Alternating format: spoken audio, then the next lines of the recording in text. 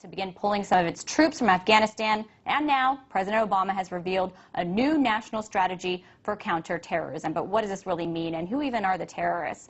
Joining me now to talk more about that is Susan Lindauer. She is a former CIA asset. She covered Libya at the United Nations during the negotiations for the Lockerbie trial, so she really has a lot of insight into Libya. Thank you so much for being with us. Now, first of all, with this new counterterrorism strategy, I'm just curious if you have any reactions to it. What changes? I mean, Afghanistan and Pakistan are still the target, the target's still Al-Qaeda. It's all the same stuff. So do you think resources will be just redeployed from Afghanistan into other areas? I think that it is, I'm very disappointed in President Obama for thinking that the platitudes are going to address the terrorism issue. What I see us doing is creating more terrorism through our policies in Libya and Yemen. I think that our actions speak louder than words. That adage holds true on anti-terrorism.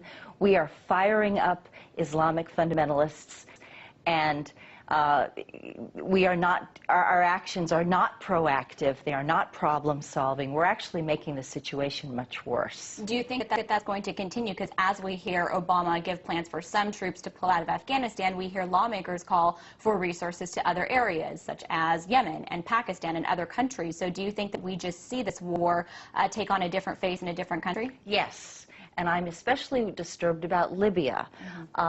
The United States is pulling troops out of Afghanistan so that we can go into Libya. And what my documentation is showing, as a former asset, I have extremely good ties and knowledge and depth of resources inside Libya today.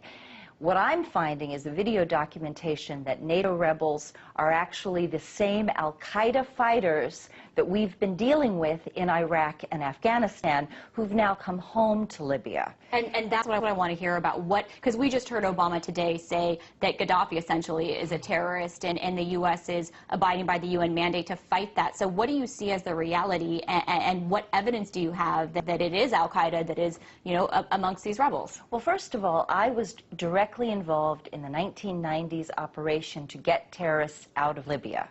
And I can assure you that all terrorists were removed from Libya by about 1998, 1999. Since then, Gaddafi, by the way, was the first government to inform Interpol about Osama bin Laden. Gaddafi is hated by Islamist fundamentalists because he is a socialist Muslim, and he has a very different agenda that is not Sharia. Gaddafi has a very strong record on women's rights. Women have the right to education, hold property, divorce, hold jobs, have income, many rights that other women in the Arab world do not have. So he is a moderate, and he is not involved in any terrorism at all. That is absolutely foolishness. So then do you see the United States' role in backing the rebels actually making the fight in the war on terrorism against Al-Qaeda worse?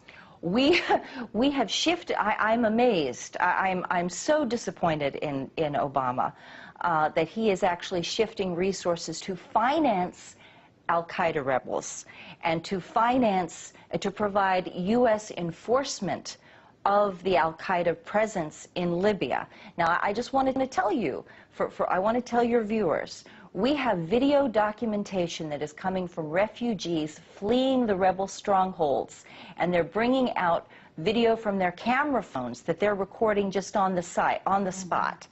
Videos of beheadings, videos of castration, right, where they are gouging out the eyes of men who oppose the Libyan rebels. Women are being raped and subjected to having their breasts cut off. I mean, it all sounds horrific. I wish we had more